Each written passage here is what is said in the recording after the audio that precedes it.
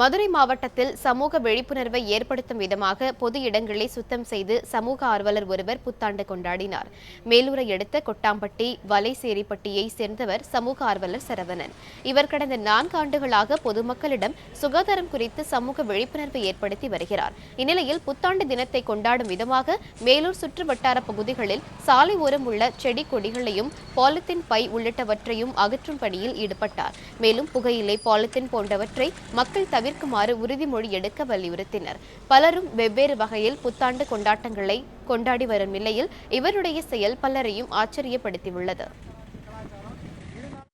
பாமர மக்களுக்கு நிறைய விழிப்புணர்வுகள், மருத்துவ விழிப்புணர்வு, சட்ட விழிப்புணர்வு, கல்வி விழிப்புணர்வு இன்னமும் அவங்களுக்கு விழிப்புணர்வு ஊட்டக்கூடிய நாளாக இருக்கலாம்.